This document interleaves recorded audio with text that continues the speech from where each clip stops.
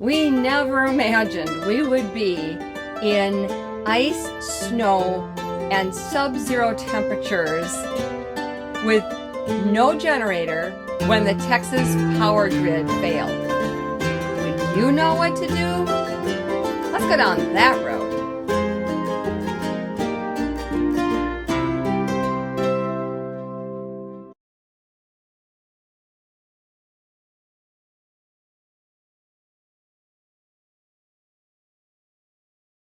Hello, faithful people. I'm Orlene. And I am Gary. He has such an important role in our videos. I'm kind of like the Vanna White of our team, aren't I? There you go. Gary.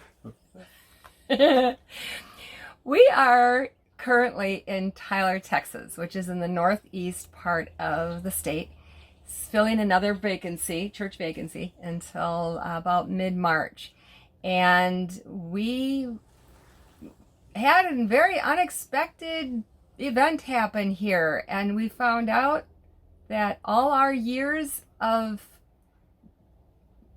living frugal and staying out of RV parks and things like that really prepared us for what we went through.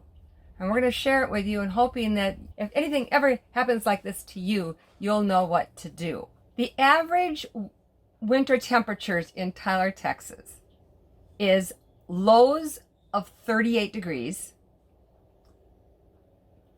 highs of 64, and an average of 1 inch of snow per year. Very tolerable. Very. Sounded like a great place to go for the winter, right? In January, we got 6 inches of unexpected snow. But that's okay. It's January, and you expect it's all over. Right. That's it. And then February came.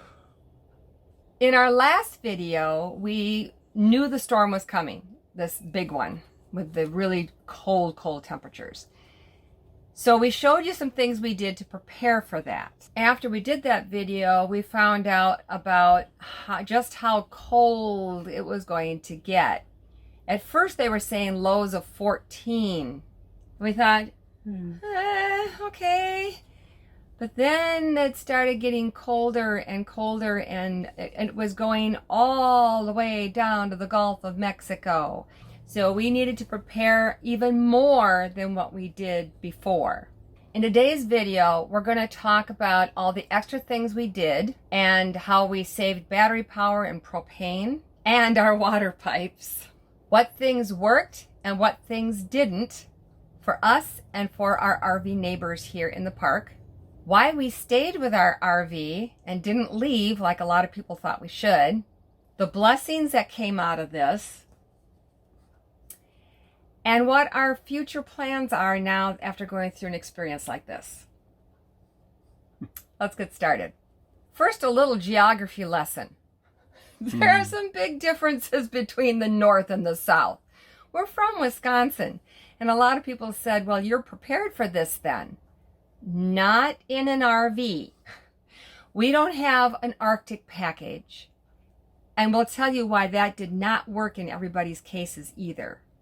Just so keep watching. We didn't have a generator. We don't have a lot of the insulation that a lot of people do. The houses here in general are not prepared for weather like that. That's why there were so many people having frozen water pipes and things like that in their houses. And so many hotels that had broken water mains and all kinds of stuff happening. We didn't have snow plows to clear the roads. They don't have salt or sand like we have up in the north. Those were some big differences, and that's why we go south for the winter. There were 8 consecutive days below freezing. Not zero, but below freezing, which means a lot of things froze up that normally wouldn't. It was below 32 during the daytime. The lows were in the teens and single digits, and as cold as below zero.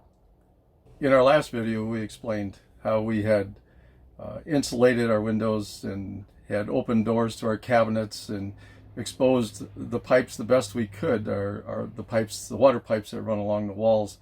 We wanted to expose those the best we could to warmer air to keep them from freezing up. But after that video, when things got really cold, we needed to do even more. I'll put a link to the last video up above and at the end of this video. You may want to take notes on this because we did quite a few things. I could not believe when I started figuring out all the extra things we did after that first video. There's a lot. The most obvious thing was to make sure you have plenty of propane and fuel for the truck. And we'll explain why we needed more fuel for the truck in a minute. We have two 30-pound tanks for our RV gas supply. Yep. And some of the people here have great big tanks that they get filled because they live here. They live here long term, like years. We don't have that. We just have the two smaller tanks. We had also emptied the black and gray tanks to make sure that there would not be a big block of ice busting those tanks up as the cold weather set in. The next thing Gary did is he filled our fresh water tank. And when we get to the segment on what worked and what didn't, you'll find out what happens when you don't have your fresh water tank filled.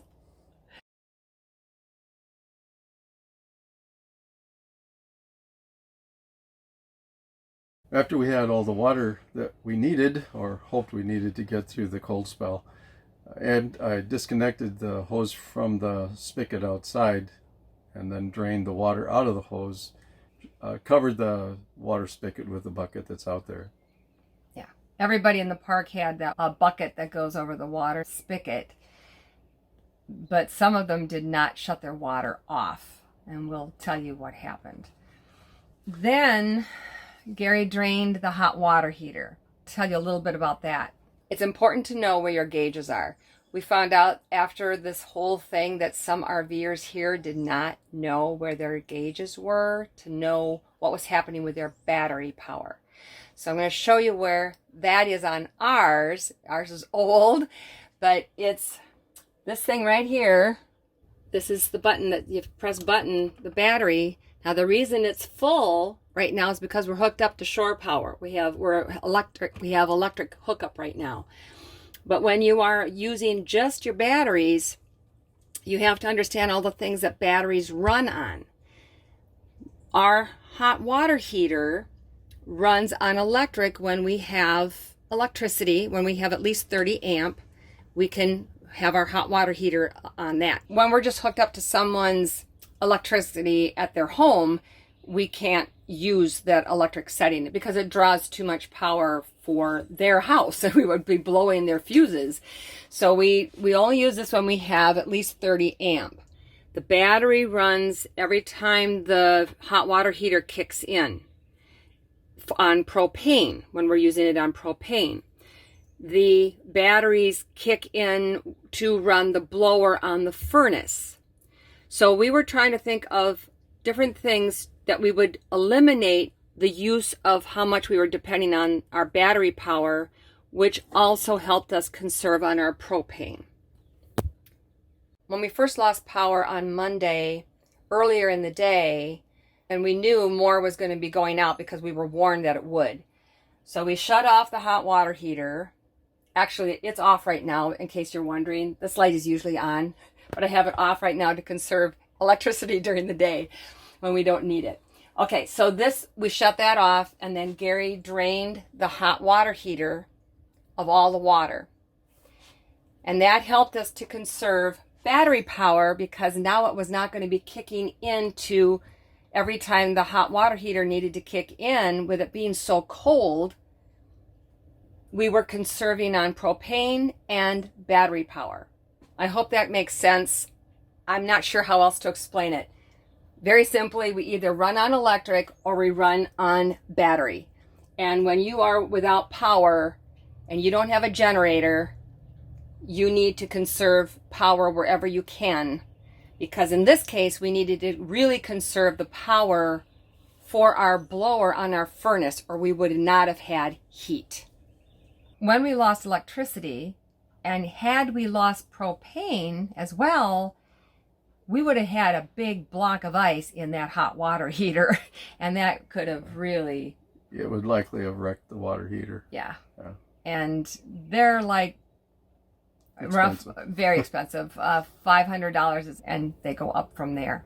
Now, because our hot water heater was drained, we had to take cold showers. no, we did not. We weren't putting any water down our That's drains. right. Because our gray tank and our hoses, our water pipes are all made out of plastic.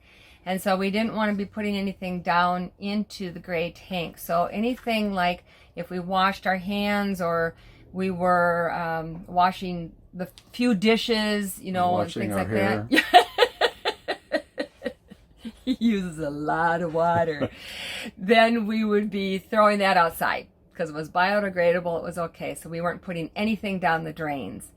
The only thing we did use was the toilet, and that goes directly into the black tank. In the black tank, you were putting in... Got some antifreeze for RVs, and we were able to put about a gallon in the black tank and a half gallon in each of the gray tanks, just to keep what was in there from getting too froze. And it helped a lot. Yeah. And it's a potable, it's a non-toxic antifreeze. But so it's safe for septic systems, and if you should run it through your water lines for washing your face and hair and dishes, you'll have pink looking water for a while, but it's really non-toxic. That's a good thing. Yeah. Not to be confused with the other antifreeze that they use in cars and things like that. It's not the same thing. No, you don't want to use that. We were heating water on our propane stove. As needed, we would heat it up, and then we would save some of it in a thermos. And then if we wanted to wash our hands or something, we had that. We also used baby wipes, and we used hand sanitizer and things like that every once in a while too. We used paper plates and paper dishes as much as possible, so we didn't have a lot of dishes to wash. So we really conserved the water, and we really conserved on the propane.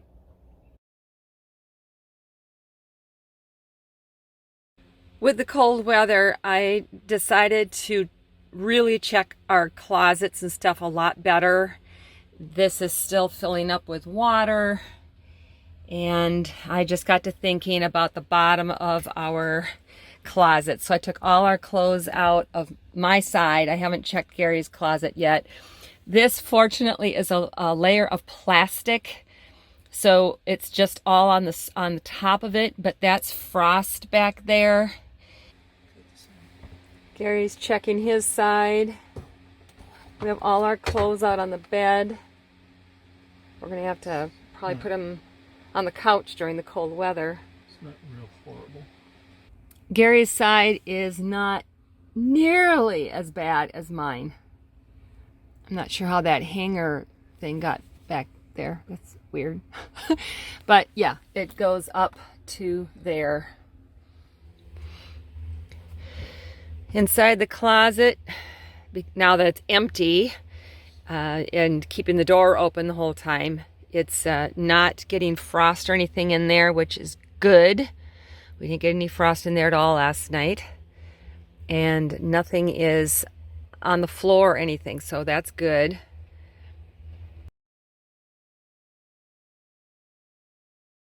Underneath here is storage, but in the back corner is the water pump. At night, we've been taking the bench seat off.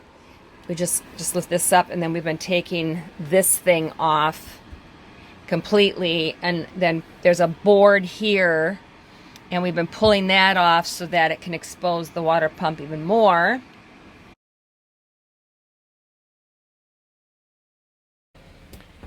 In the bathroom, another thing we did besides keeping this propped open so that the heat could get to the pipes and everything in there, Gary removed the door that was on this little cabinet here, storage cabinet, and underneath are the pipes, the water lines that come to the toilet and also are for the outdoor shower.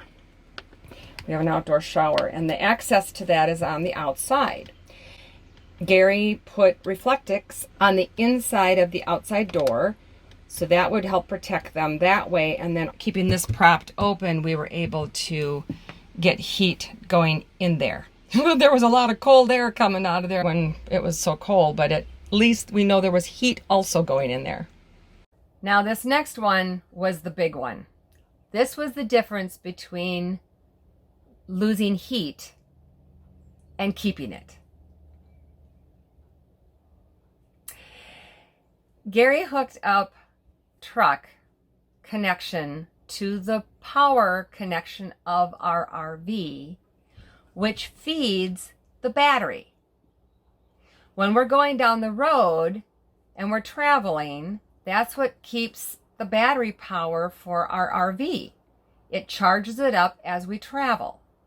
And that's what keeps the battery charged, so that our refrigerator, which switches to propane when we don't have shore power, then that keeps that running. And if we're boondocking somewhere, we can use our water pump and things like that because we have the batteries charged up. We have a 100-watt solar panel, a briefcase one that we maybe could have used, but we didn't have sun for like 8 or 9 days. We had ice and snow and rain and sleet, and it was a mess, and we could not use our solar panels for that. By hooking up the connection of the truck to the RV, we were able to keep our batteries charged when the electricity went out. When the electricity went out for a long stretch. 15 hours. Yeah.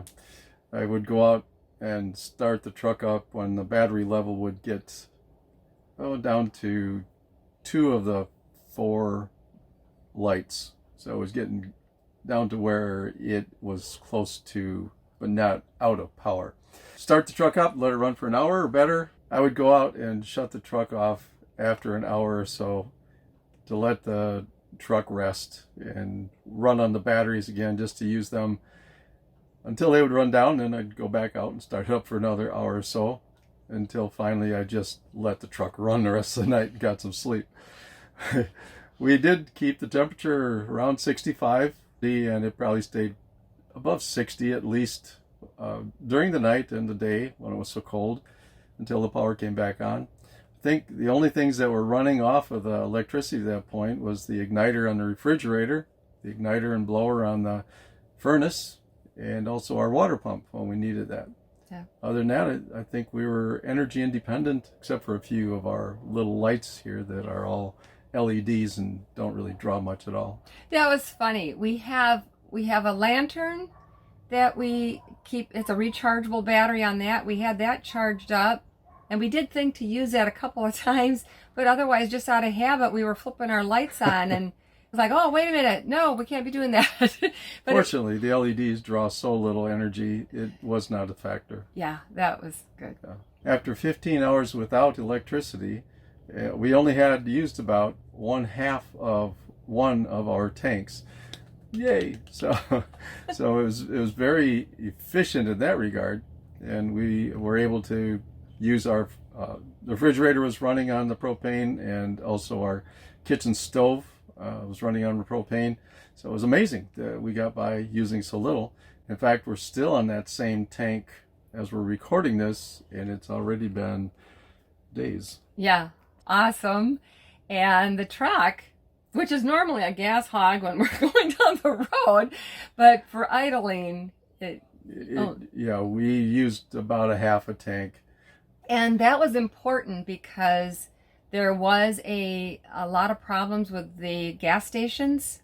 Some of them wouldn't operate without electric power, and a lot of them had lost power. They couldn't process credit cards. They had to have exact cash if they did it all. I mean, it was really a challenge. All right, what worked and what didn't? When you're hooked up to power, you have to be watching your amps. And we have this really cool thing that Gary has, an app on his phone where he can be checking how many amps we're using. And I think the most we were using with everything running was like 19 or 20 amps. Around 20 amps, yeah. And we have a 30 amp hookup. That was cool. Yeah.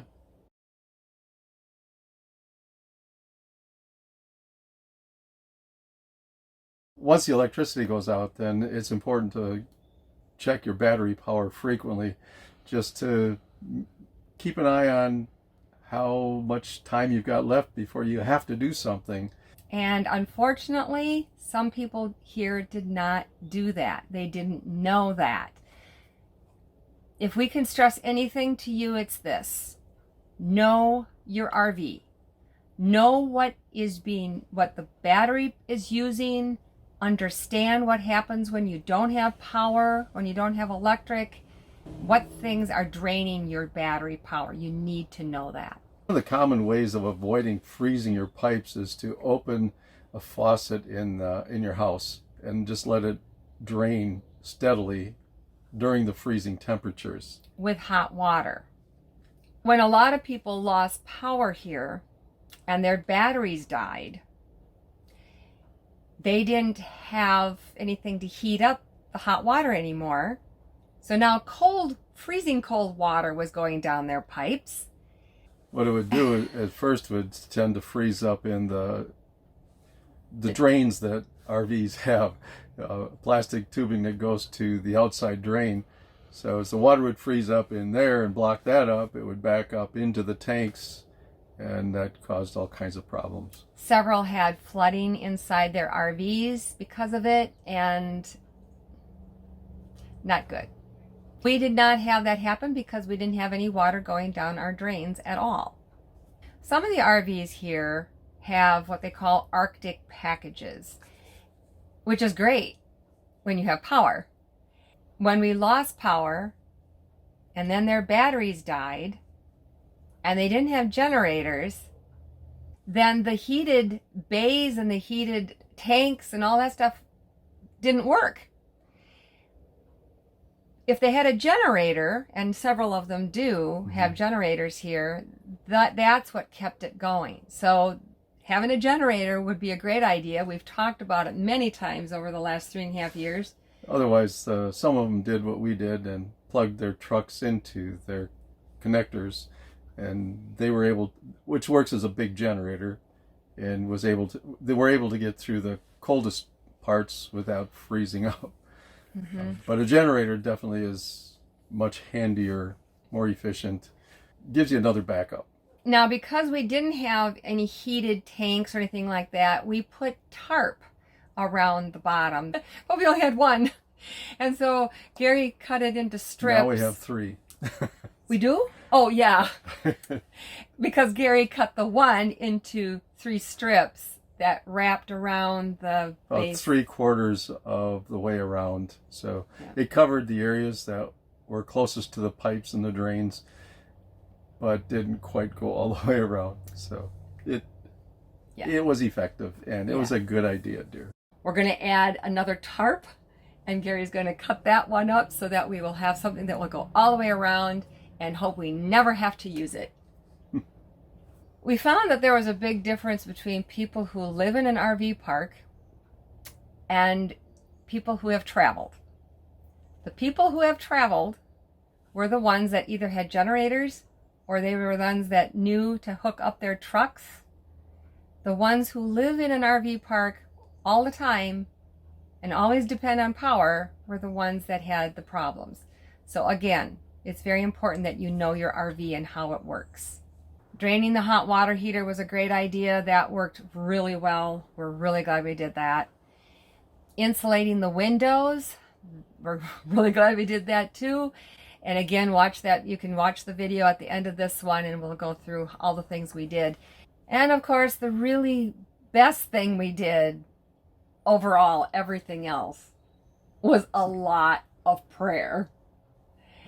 And I was putting up daily updates on our Facebook page. If you want to find out all the details of what we went through during those 8 days, just go to our Facebook page and scroll through and you can read. There was an update every day, sometimes twice a day, depending on how the weather was changing.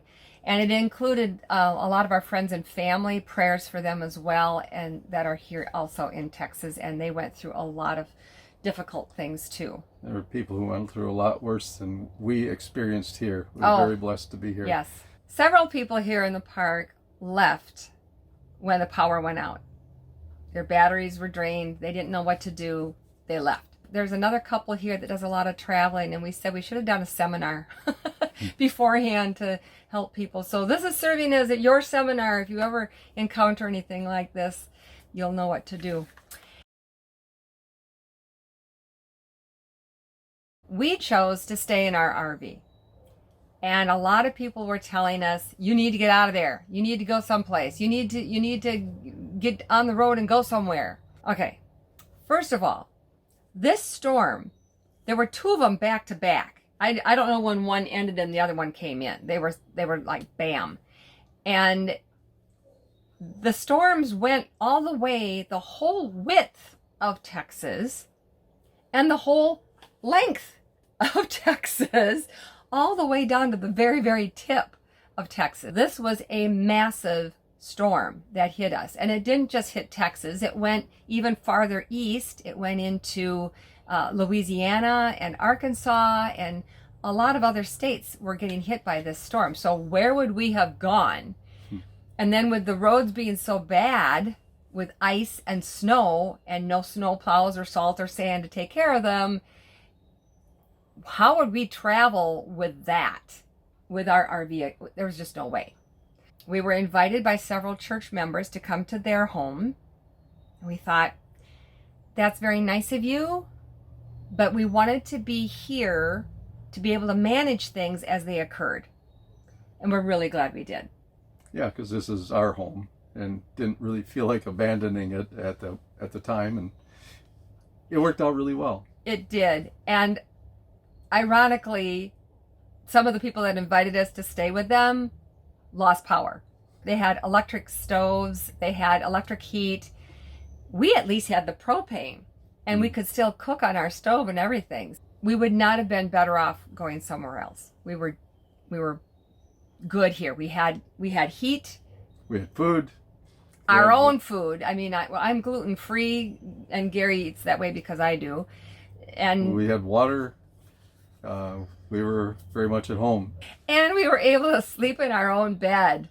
It was very nice with everything going on to at least be able to sleep in our own bed at night. Now for the blessings that came out of this. For one thing, it expanded our comfort zone massive. We thought that, upper 20s at night and being in the 40s during the day, that we were really, living on the edge. Well, this really, oh my gosh, it boosted our confidence so much about what we can actually do and how we can actually function and survive. If this ever happens again, I don't want to do it again. It will never happen. Hopefully never will. Another one was the interaction with the people around here, being able to help them and get some guidance or even some encouragement from them for us. It's really a neat little community here. We were very, very blessed to be here. Yep. So helping each other and giving ideas to different ones, and like, oh, I hadn't thought of that, and so it was just really good that we were able to be here. And our park owner, Boyd, was here every single day, and he spent a big chunk of his day. And some of the guys had the really heavy duty trucks that could go out on everything, and they were taking propane tanks for different people who ran out of propane, and they would go and get them filled and bring them back for them.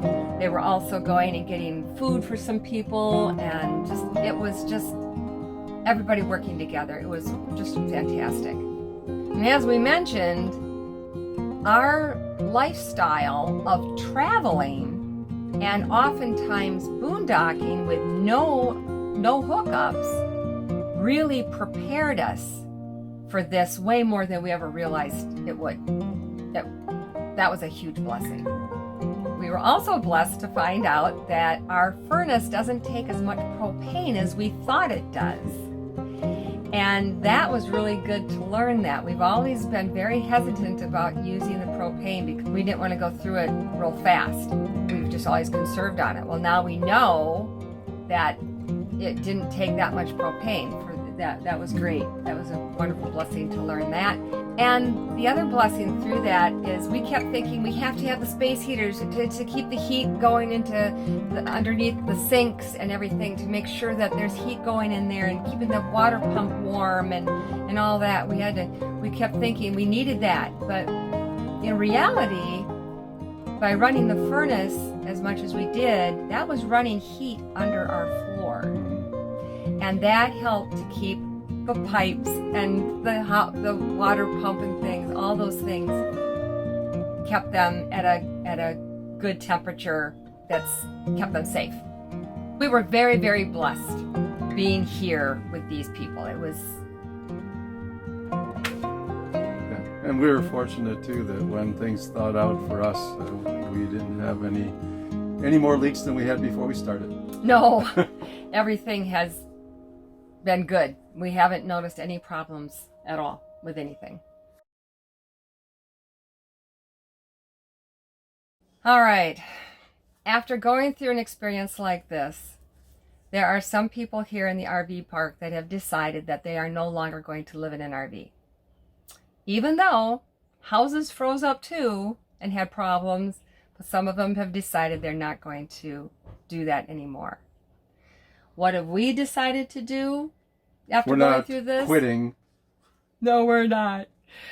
No, we're definitely not going to quit. No. We're going to keep going. We've learned a lot now from this, just a lot of lessons, and we're ready to keep going. The new pastor is coming. I don't think we've announced that yet. The new pastor is coming the middle of March. He will be installed. And we're probably going to stick around for a couple weeks after, just so that Gary can be kind of working with him in the transition a little bit. And also so we have more free time. Yeah, that's pretty much what my thoughts are. Oh, the free time. Yeah. Yeah. A short meeting and then free time. There you go. Because we have not really had a lot of time to explore very much. We're really hoping that the azaleas survived the cold, because there are thousands of azalea plants here in Tyler, and it's they have an azalea drive that you just drive through all these historic parts of the city. Our Christmas video was part of that, was in the historic district. Well, now they also have a lot of azaleas, and we're hoping that they make it. Then from there, we're kind of thinking going east, because we can't go to British Columbia to see our family up there.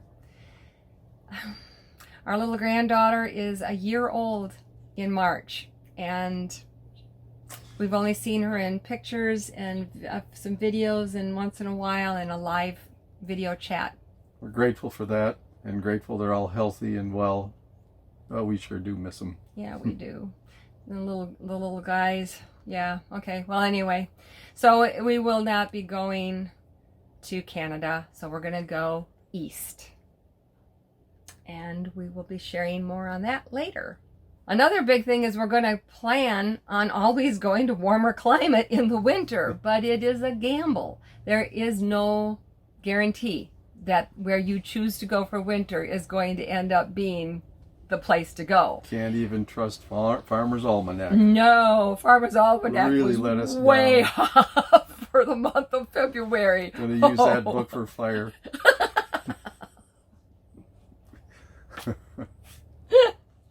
Okay.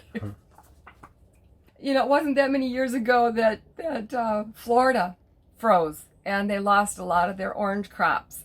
And when we were in Fredericksburg 2 years ago, serving a vacancy down there, we kept watching the weather in Arizona, and quartzite was in the 50s for highs when we were warmer in Fredericksburg. So you just choose as best you can, and that's be prepared. all you can do. Be prepared. Yeah. And in a lot of cases, people have more of a choice. Gary was working, so that's why we stayed here. But if you are traveling to a warmer climate and it ends up not being as warm as you thought it was going to be, and you can move, then you have that luxury of being able to go somewhere else. And the big thing is just keep our eyes fixed on Jesus. because that's where all our answers come from. He's the one who always provides for us and protects us. Yeah. And we are extremely grateful Mm-hmm. for all the blessings that we have and the blessings we have to share and the blessing of you. Yes. Thank you so much for all of your prayers. A lot of you were following us on our Facebook page, and we appreciated that so much. And if I didn't get an update up by like noon, they would be texting me and asking me, how are you doing today? It was very nice. We felt the love.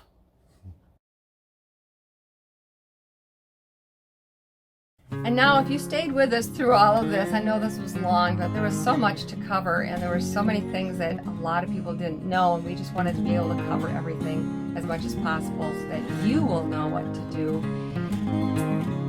What are your plans? Whether you live in a house or you live in an RV, eventually something may happen and you are going to be in a crisis situation where you're going to have to figure out how you're going to survive it. And maybe you won't have to worry about the cold and the sub-zero temperatures, but there may be other factors in there that you need to know. So do you have a backup plan? Do you have something in mind, something that you can do? A lot of our friends have told us that they're going to for sure get a generator for their homes. A lot of people were sleeping in their cars during the cold, and that was another way a lot of people kept warm. Just letting the cars run on gas, and that was good. But please remember to open your window just a crack when you do that.